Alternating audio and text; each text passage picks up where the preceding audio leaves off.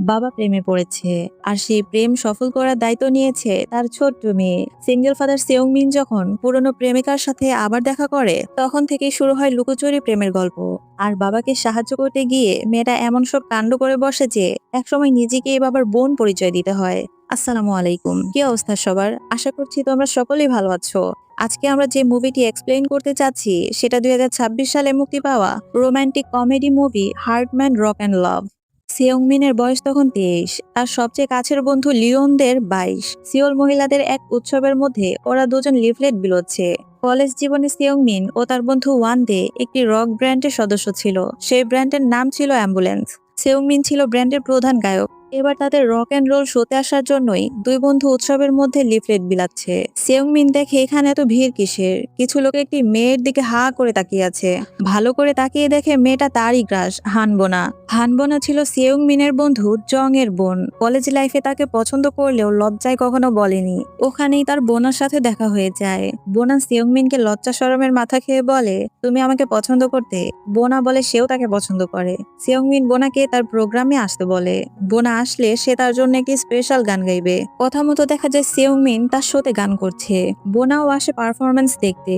গান করার এক পর্যায়ে সিয়ংমিনের প্যান্ট ছিঁড়ে যায়। এটা সিয়ংমিন খেয়ালই করে না যে তার প্যান্ট ছিঁড়ে গিয়েছে। মেয়েরা চিৎকার করে বলতে থাকে, তোমার ক্লোথ ছিঁড়ে গিয়েছে। সিয়ংমিন তো কিছুই শোনে না। বোনাও ওর কাণ্ড দেখে হাসতে শুরু করে। তখন মেয়েরা একটা কাগজে লিখে সিয়ংমিনকে বলে, তোমার অ্যান্ডি দেখা যাচ্ছে। আর এটা দেখে সে সেই রকম একটা লজ্জা পায়। তাড়াহুড়ো করে চেইন লাগাতে গিয়ে সে ওখানে একটা আঘাত পায়। ওখানে কিছুটা রক্তও বের হয়ে যায়। সিয়ংমিন অ্যাম্বুলেন্স অ্যাম্বুলেন্স করে চিৎকার করতে শুরু করে। বোকারতল ভাবে হয়তো নিজের ব্র্যান্ড অ্যাম্বুলেন্সের কথা বলছে। সে ওখানে পড়ে যায় আর হাতে থাকা গিটার দিয়েই নিজের কাজ সারে আর কি। এদিকে ওর বন্ধু তো গিটার নিয়ে টানাটানি শুরু করে। সে তো আর জানে না তার প্যান্টটাই ছিঁড়ে গিয়েছে। যাই হোক, এরপর গিটার সরিয়ে দেখে সত্যিই তার আঘাত লেগেছে। সাথে সাথে সত্যিকারের অ্যাম্বুলেন্স ডাকা হয়। লোকজন আসে। লজ্জায় সিয়ংমিন বলে তার মুখটাই ঢেকে দিতে। তার বন্ধুর মাথার চুল খুলে তার মুখে দিয়ে দেয়। পরে আবার মুখ থেকে চুল সরিয়ে বলে, তোমার এখানেই ঢেকে রাখা ভালো। এরপর ওখান থেকে তাকে হসপিটালে নেওয়া হয়। বোনের সাথে এটাই ছিল তার শেষ দেখা। এরপর বোনা পরিবার সহ দেশের বাহিরে চলে যায়। ওখান থেকে সিন চলে আসে বর্তমানে। এরপর থেকে সিয়ংমিন যখনই মঞ্চে আসে সবাই তাকে নিয়ে হাসাহাসি করে। তাই সে এখন আর অ্যাম্বুলেন্স ব্র্যান্ডে গান করে না। এত কিছুর পরেও নিজের পার্সোনাল বাদ্যযন্ত্র কিন্তু ঠিকঠাকই কাজ করছে। এইসব গল্প সে তার ছোট ভাই সেউংহোকে বলছে। ও হ্যাঁ, বর্তমানে তার একটা বাদ্যযন্ত্রের দোকান রয়েছে। এটা সিয়ংমিনের একমাত্র মেয়ে সোয়ং। অন্য বাচ্চাদের চেয়ে সে একটু বেশি ম্যাচিউর। ইয়ং একটি মার্শাল আর্ট একাডেমিতে ক্লাস করে। মেয়ের পারপাসে সিয়ংমিন তার এক্স ওয়াইফ উজুর সাথে যোগাযোগ রাখে। সোয়ং এর মা উজু আবার বিয়ে করে। এখন সে আবার প্রেগন্যান্টও হয়েছে। উজু নিজের প্রেগন্যান্সির আল্ট্রাসাউন্ড দেখাচ্ছে সিয়ংমিনকে। আর এই যে পিচিটা দেখছেন, এটা কিন্তু যেন তেন পিচি নয়।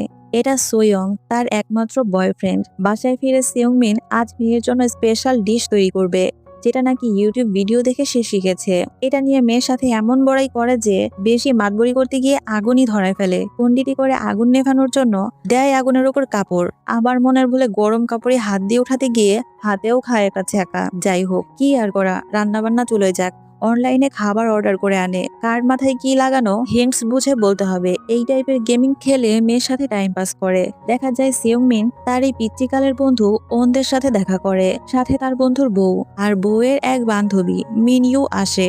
গল্পগুজব করার সময় সিয়ংমিন টেনে টেনে বারবার নিজের আর নিজের মেয়ের ব্যাপারে মিনইউ এর সাথে গল্প বলছে। এদিকে মিনইউ নিজেও একজন পরিপক্ক মানুষ খুঁজছে। এতে ওনদে সিয়ংমিনকে গুঁতো মারতে গিয়ে উল্টো বউয়ের বান্ধবী মিনইউকেই ল্যাং মারে। মিনইউ তো রেগে মেগে ওখান থেকে চলেই আসে। এরপর সিয়ংমিনের ভাই আবার এক উল্টো পাল্টা গান লিখে শোনাতে শুরু করে সিয়ংমিনকে। সিয়ংমিন তাকে একটু ঝাড়তে যাওয়ার আগেই সিয়ংহো পালায়। সিয়ংমিন দাঁড়িয়ে বাদ্যযন্ত্র পরিষ্কার করছে। এত বছর পরে হঠাৎ করেই দোকানে আসে তার প্রাক্তন ক্রাশ বোনা। বোনা দোকানের এক বাদ্যযন্ত্র কিনে নেয়। যদিও সে বোনাকে চিনেও প্রথমে না চেনার ভান করে। পরে বোনা নিজের পরিচয় দিয়ে রাতে তার সাথে দেখা করতে বলে। এখন মেয়েকে একা বাসায় রেখে কিভাবে যাবে? সোয়ংকে তার মা উজুর কাছে দিয়ে আসে। ওখান থেকে সিয়ংমিন যায় বোনার সাথে একটি নাইট ক্লাবে দেখা করতে। বোনা তো দেখেই তাকে হাঁক দেয় আর তার বান্ধবী দেয় ব্যাচ, মানে বাচ্চা নেই এমন একটা ব্যাচ। এখানে যারা আছে তাদের কারোরই বাচ্চা নেই। মানে হচ্ছে ব্যক্তিগতভাবে বোনা কোনো বাচ্চাকেই পছন্দ করে না। বাচ্চা আছে এমন কাউকে সে জীবনসঙ্গীও করবে না।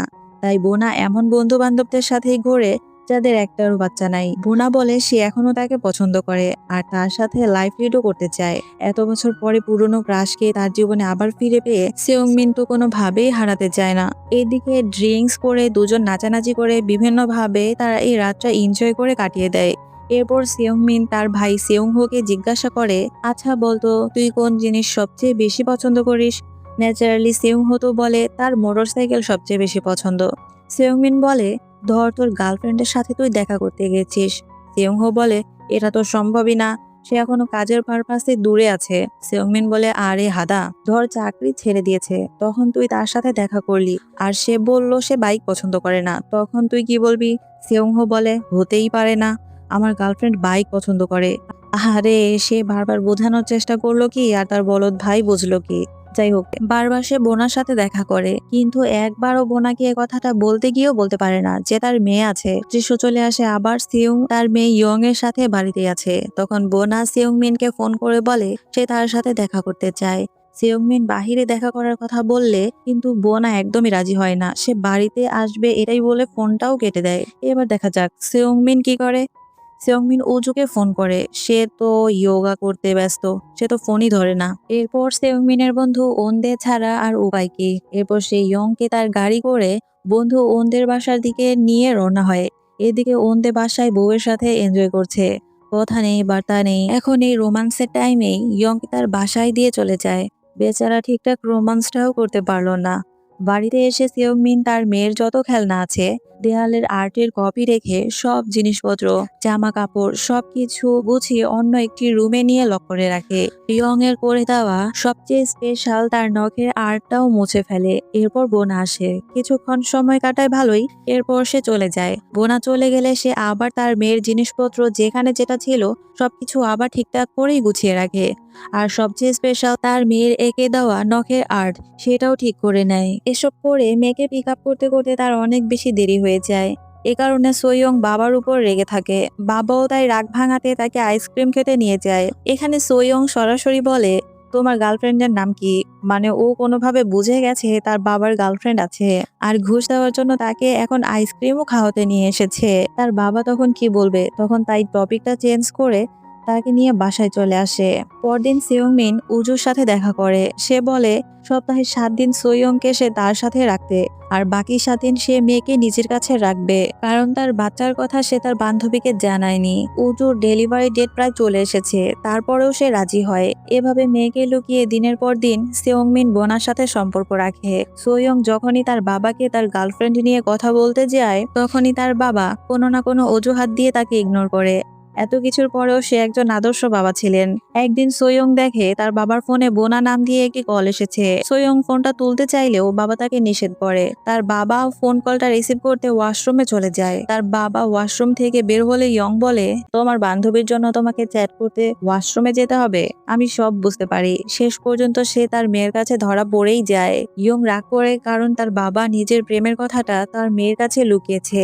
এরপর বাবা তাকে বলে বোনা আসলে বাচ্চা পছন্দ করে না, এই কারণেই সেওং বোনার কাছে সোয়ং এর কথাটা লুকিয়ে গেছে। সোয়ং অন্য বাচ্চাদের চেয়ে অনেক বেশি ম্যাচিউর হলেও বাবা তার কাছে এই কথাটা লুকিয়ে ফেলায় সে মন খারাপ করে। একদিন সোয়ং এর মার্শাল আর্ট ক্লাসে লিসো নামে একটা নতুন মেয়ে ভর্তি হয়। সোয়ং দেখে তার বয়ফ্রেন্ড নতুন মেয়েটির সাথে রিলেশনশিপ শুরু করে।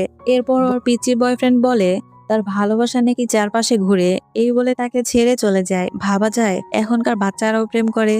দৃশ্য ঘুরে আবার দেখায় সেওংমিন আর সেওংহো দুই ভাই বাড়িতেই ছিল। ঠিক তখনই বোনা আবার সেওংমিনের বাসায় হাজির। এদিকে সোয়ং তার মায়ের কাছে 7 দিনের জন্য গিয়েছিল, কিন্তু দেখতে দেখতে সেই 7 দিন যে শেষ হয়ে গেছে সেটা সেওংমিন একেবারেই ভুলে বসে আছে।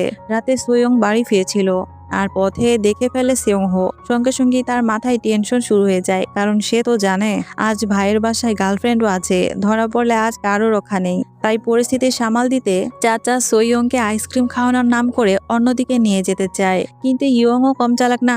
সে বলে, না আমি ডায়েটিং করছি। চাচা আবার বলে, আরে তুমি আবার কেন ডায়েটিং করবে, চলো তোমাকে আইসক্রিম কিনে দেই। কিন্তু আজ সোয়ং কোনোভাবেই আইসক্রিম খাবে না। চাচা বারবার জোর করাতে সে চাচার হাত মুচড়ে বলে, চাচা আমার মনে হয় তোমার আত্মরক্ষা শেখা দরকার। বাড়ি এসে সোয়ং বোনাকে হাই বলে ভেতরে চলে আসে। এরপর সে জিজ্ঞাসা করে, আপনি কি বোনা আন্টি? মিস্টার সিওংমিন কি এখানে আছেন? প্রশ্ন শুনে বোনা তো পুরাই অবাক। সে বলল, হ্যাঁ মিন বাথরুমে আছে। ঠিক তখনই সিওংমিন বেরিয়ে এসে দেখে সোয়ং দিব্যি বসে আছে। এবার কোথায় পালাবে? সোয়ং বলে, তুমি কেন তাকিয়ে আছো? তোমার বোনকে হাই বলবা না? বাবার প্রেম বাঁচানোর আইডিয়াটা কিন্তু দারুণ। সোয়ং বলে, আমি তোমাকে বলেছিলাম আমি আসছি। ভাই? এদিকে বাবাও তো অবাক। এরপর মেয়ে তার বাবার প্রেমটা এভাবেই বাঁচিয়ে দেয়। তখন সিওংমিন কল্পনা করে, এখন যদি সে তার মেয়ের কথা বোনাকে বলে দেয় তাহলে বোনা তার সাথে কি কি করবে? সে কি তার দাঁত ভেঙে দিবে, নাকি ঘুষি মেরে তার চেহারাই ভুঁচকে দিবে, নাকি বোনা সুইসাইড করতে যাবে? এই ভয়েই সে বোনাকে আর কোনো কিছুই বলতে পারে না। এখন আর কি করার? মেয়ে বাবাকে বুদ্ধি দেয়, এখন থেকে সোয়ং বোনার সামনে সেউংমিনের বোন হয়েই থাকবে। বাপ মেয়ে মিলে এরপর বোনাকে আবোল তাবোল উল্টাপাল্টা কথা বোঝায় যে সোয়ং এর মা আলাদা, তারা দুজন সৎ ভাই বোন। সোয়ং এর মা প্রেগনেন্ট, তাই তাকে বাধ্য হয়ে কিছুদিন তার ভাই সিওংমিনের সাথেই থাকতে হবে।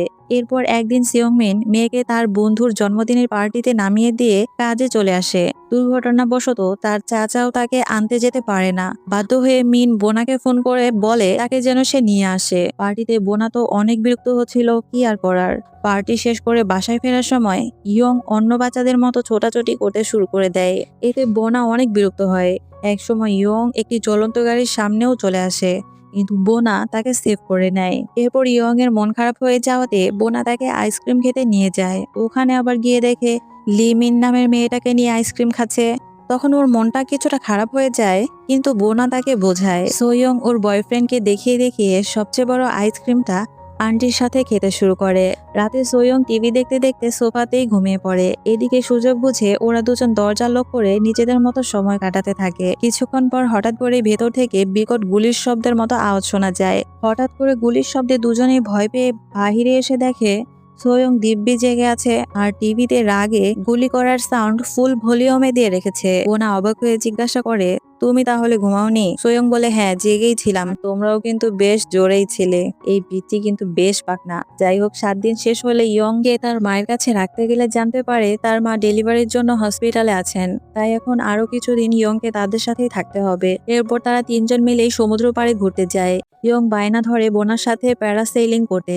তখন ইয়ং বাজি ধরে যদি সে খেলায় জিতে যায় তাহলে বোনাকে তার সাথে উঠতে হবে, আর যদি বোনা জিতে যায় তাহলে বোনাকে ইয়ং আর কোনো বিষয় নিয়ে ডিস্টার্ব করবে না। এরপর খেলা স্টার্ট হয়।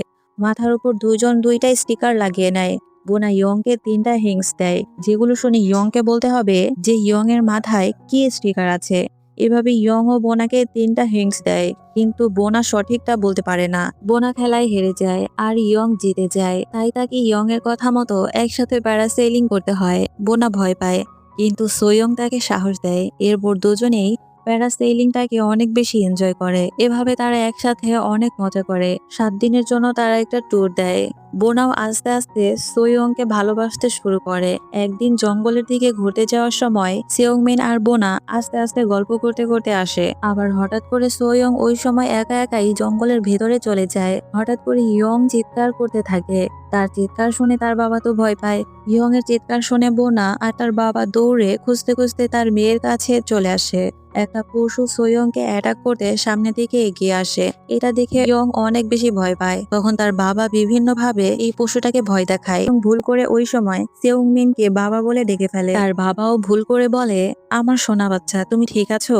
এরকম কথা বলে মেয়েকে জড়িয়ে ধরে। এটা দেখে বোনা বুঝতে পারে ওরা দুজনেই তার সাথে মিথ্যা কথা বলেছে। সে রাগ করে ওখান থেকে চলে আসে। সেউংমিন পরে বোনাকে অনেকভাবে বোঝানোর চেষ্টা করে, কিন্তু সে কোনো কিছুতেই রাজি হয় না।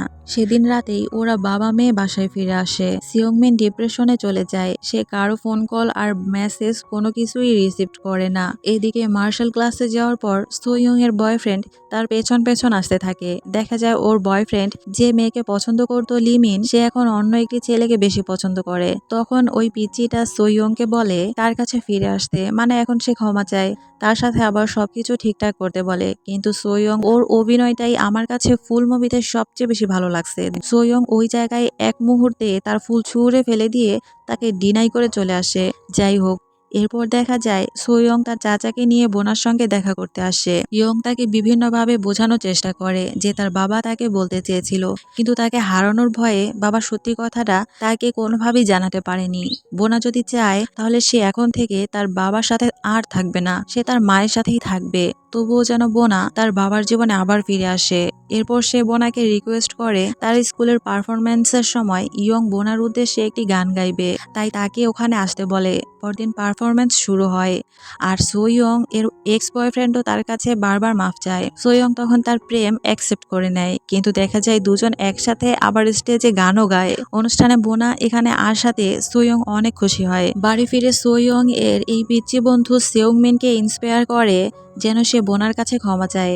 অন্তত তার রাগ ভাঙাতে সে সম্পূর্ণভাবে চেষ্টা চালিয়ে যায়, কারণ সোয়ংও তাকে একবার বলেছিল ভালোবাসা নাকি আবার ফিরেও আসে। সত্যি সে সোয়ং এর কাছে ক্ষমা চাওয়ায় তার জীবনে সে আবার ফিরে এসেছে। এই কথাটা শুনে সেউংমিন বোনার জন্য একটা সারপ্রাইজ প্ল্যান করে। বোনা চলে যাওয়ার সময় সে নিজের অ্যাম্বুলেন্স ব্র্যান্ড নিয়ে হাজির হয়। 10 বছর আগে যে গানটা বোনার জন্য সে গাইতে চেয়েও কমপ্লিট করতে পারেনি, সেই গানটা আজ বোনার জন্য সে গায়। তার কাছে বারবার মাফ চায়। এত স্পেশাল একটা গান শুনে আর তার প্রতি এত ভালোবাসা দেখে বোনা তাকে মাফ করে দেয়। এরপর ওরা দুজন আবার এক হয়ে যায়, কিন্তু এখন কিন্তু বোনা বাচ্চা ভীষণ পছন্দ করে। আর এভাবেই আজকের মুভিটি শেষ হয়ে যায়।